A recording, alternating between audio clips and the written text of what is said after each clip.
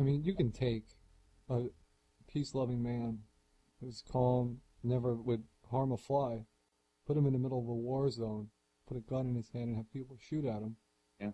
and he'll come back a changed man. He won't Every be, time. He won't be the same. He'll be sleeping with that gun in his hand, even when he's at peacetime. Yeah. Somebody got a job above us. Hey, that was for me. What the heck you're doing? Yeah. Promoting that sucker over my head. I'm going to go in with an AK-47 and shoot you all up. Yeah, it's extreme cases of envy, not jealousy. Yeah. Envy, jealousy, competitiveness. We're talking earlier about the child being not a free agent. Jesus Christ. Just observe how the parent infects the child with competitiveness. Oh my God, yes. This is so prevalent here in America. You can't imagine if you're not from All over the here. world. Same in Ireland. Same there as well. I could only speak.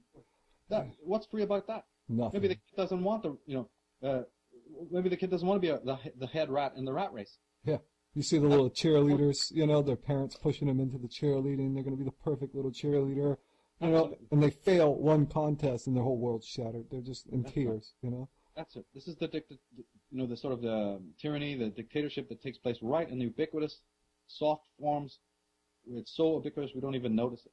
But this whole thing about the consciousness, the social persona, the fact that in order to defend ourselves against what we now call the unconscious, and those defenses are obviously not the same thickness in every human being. So those whose walls are a little bit less thick are the clairvoyants, the poets, the imaginative ones, those who still they can hear the echoes of that ancestral voice.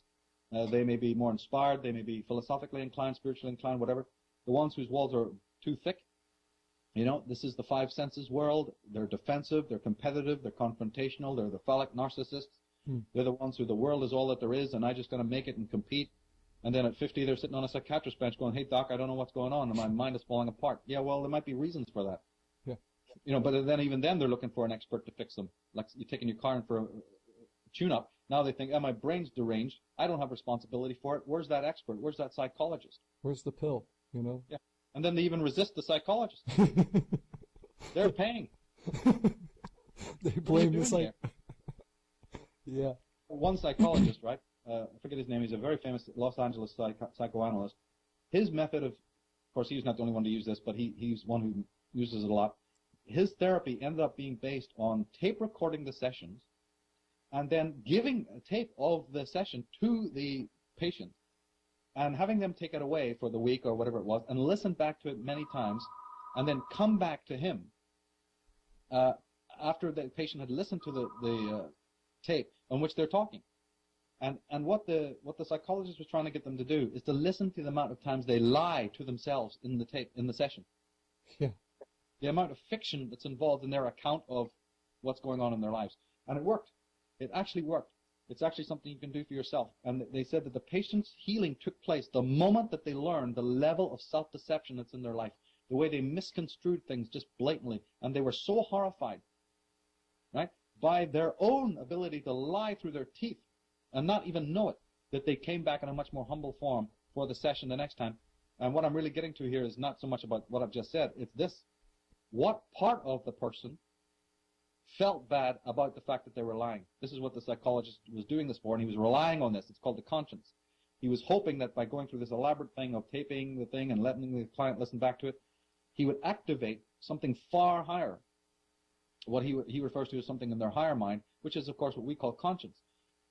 Even though these people were in a state of total self-deception, even though these people were lying to themselves, there still was another higher voice, a higher sense of self, a higher sense of rightness, a higher conscience that said, it's not right that you did that. You're a better person than that. So in all teachings, in all spiritual teachings, and in all philosophical ways of looking at life, we have to address that higher self in us. We have to address that conscience. I'm not speaking about a higher self like in some Eastern mystical way. Right. I'm talking about just this other voice, this other way of seeing. It's not another being within you or any sort of Atman or anything like that.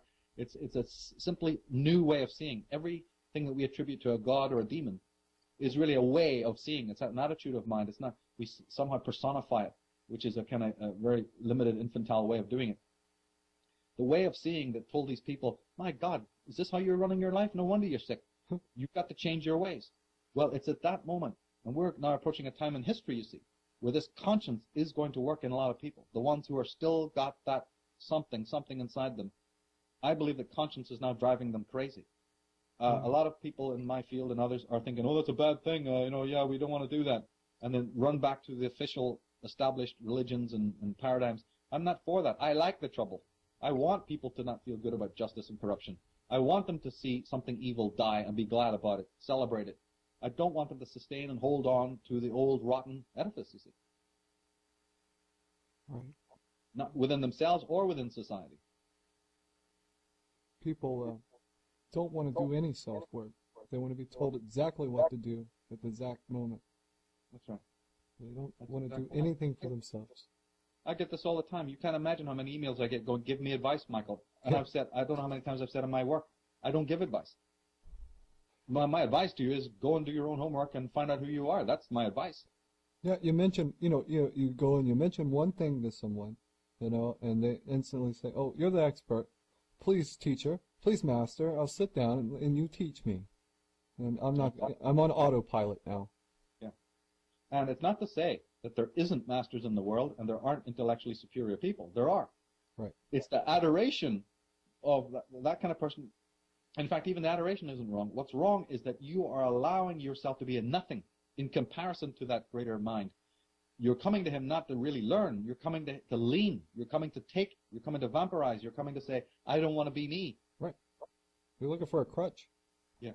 All the time, that's what it is. It's covered up by saying, oh, no, I'm seeking for peace. I'm seeking for meaning. I'm seeking for higher knowledge. No, you're not. You're trying to become an infant again because you are that emotionally and you are that psychologically anyway.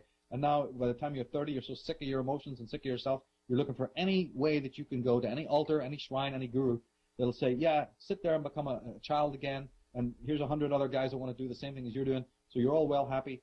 Just sit there, my children. Turn up your minds and let me edify you with all my stories and tales of God. Yeah, and here's the collection plate. Please chip in your money. Exactly. You see, and remember, like Nietzsche always predicted, you burn down one of these edifices, another pops up in its place. This is going to be with man forever. Even if somebody says, well, I can't wait till Christianity's downsized.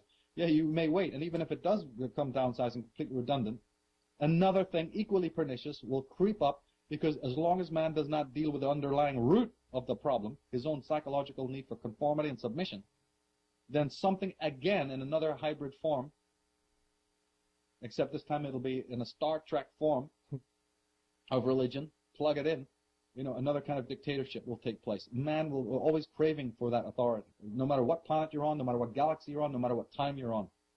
It infects everything. So hierarchies are, numerous throughout the world, in science, in religion, in schooling, in education. Everywhere you find a hierarchy, the pestilence. It seems to be almost an endless pea soup of this kind of behavior amongst all humans. And I think it is. And I actually probably think that it was, I can't rule out that other people in previous periods of history wouldn't have cracked it, but yeah. I am actually more leaning towards the idea that it can't be cracked, or it hasn't been able to be cracked until now. We may be even historically, this is kind of way out there, but we may even be historically at the time where this is the only chance we get. Even the Vedics talk about an age of Kal, like a Kal age, and they do say that it's only at certain periods of that cycle that man has a glimmering of the awakening. Maybe that's what I'm tuning into. I really don't know. Right, like I remember going over some of this stuff that you covered. Like they say that the war will be fought in the air. Yeah. And I think, wow, that's true. It is. We're bouncing off satellites. We're talking. It's an information. Like Alex Jones says, InfoWars, but not mean it in that sense, but in a more metaphysical sense, it's, absolutely, it's happening, I can't doubt it. It's right in front of my face. I even see some of the younger kids, that are, you would look and go, oh, who's this punk, coming to me and going, don't you know about the New World Order? Don't you know about this? Haven't you seen the totalitarianism in the streets here, And, I'm going, wow, it really gives me a sense of hope, Me too, because remember, when I started this work, there was nobody, especially in the days in Ireland, it was absolutely threadbare. And even to this day, Jim Core, love him or hate him, besides him, who now thinks he's into it, I can name only 3 of us that were ever back in the 70s and 80s deeply into any of this. Yeah. You know what I mean? Now it's become somewhat fashionable or whatever. Oh, yeah. But it was really threadbare. Now you're seeing an tidal wave of vast interest, and you can be totally shocked by some person just coming straight over to you and saying, you know, hey, guess what's the Bilderbergers are doing or whatever, you know. Yeah. It's unbelievable. It really is unbelievable. But then you also have a level of co-opting of this too as well, right? Yeah, of course, that's inevitable. Yeah, we have your second fiddles, rip you off and all that kind of stuff. That happens, it's inevitable. But my answer to that is to just keep on treading, keep on, you know, working and doing what you're doing. As long as you're strong in your own grounding, your own circle, your own 2 feet, it doesn't matter. No, because it's not, I don't look at it as being my work anyway. Right. What I am doing is basically guided, and therefore it's not so much me and my ego, you know. Right. My God, I could think of umpteen things I'd love to be doing than this.